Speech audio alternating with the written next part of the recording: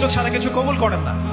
আর এখন রিজিকের মধ্যে যত ফিতনা, সুদের ফিতনা আছে, ঘুষের ফিতনা, দুর্নীতির ফিতনা, কাগজের টাকার হারামের কিছু ফিতনা চলে আসছে এর ভিতরেও, ক্রিপ্টোকারেন্সির ফিতনা আসতেছে সামনে। এছাড়া আছে আমাদের মার্কেটের সিন্ডিকেট, পণ্য মজুত করা, বাড়বে কম দেয়া, মানে হারাম খাওয়ার যতগুলো অপশন আছে, আমার মনে হয় এই জামানায়, এই যুগে এটা সবচেয়ে বেশি উন্মুক্ত আমাদের সামনে। তো হারাম খাওয়া সহজ, হালালে চলা একটু কঠিন, তবে হালাল খাওয়াটা অসম্ভব নয়। আল্লাহ পাক সূরা তালাকের মধ্যে বলেছেন, ওয়া ইয়াত্তাকিল্লাহ ইয়াজআল লাহু মাখরাজা, যে ব্যক্তি আল্লাহকে ভয় করে আল্লাহ পাক তার জন্য রাস্তা বের করে দেন। ওয়া ইয়ারযুকহু মিন হাইসু লা ইয়াহতাসিব, এবং এমন উৎস থেকে আল্লাহ পাক তাকে রিজিক দেন যা সে কখনো কল্পনাও করে নাই। আল্লাহ পাক আমাদের সবাইকে হালাল খাওয়ার তৌফিক দান করেন, আমিন।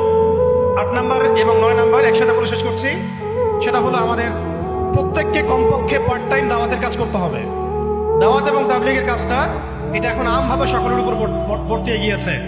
এটা ব্যাপারটা এমন নয় যে ওলামায়ে কেরামগণ দাওয়াতের কথা বলবেন, তাবলীগের কথা বলবেন, আমাদের উপর কোনো জিম্মেদারি নাই, ব্যাপারটা কিন্তু এমন নয়। আমাদের প্রত্যেককে সৎ কাজে আদেশ করতে হবে, অসৎ কাজে নিষেধ করতে হবে। এবং আপনারা তো সবাই জানেন, হুযায়ফা রাদিয়াল্লাহু আনহু থেকে যে হাদিসটা বর্ণিত হয়েছে সহিহ মুসলিম শরীফে এসেছে, যে যদি আমরা সৎ কাজে আদেশ না করি, অসৎ কাজে নিষেধ না করি, তাহলে আল্লাহর পক্ষ থেকে বিপদ আপদ, বালা মুসিবত, গজব আসবে। এই সময়ে ওই কম দোয়া করবে, কিন্তু এই দোয়া আল্লাহর দরবারে কবুল হবে না।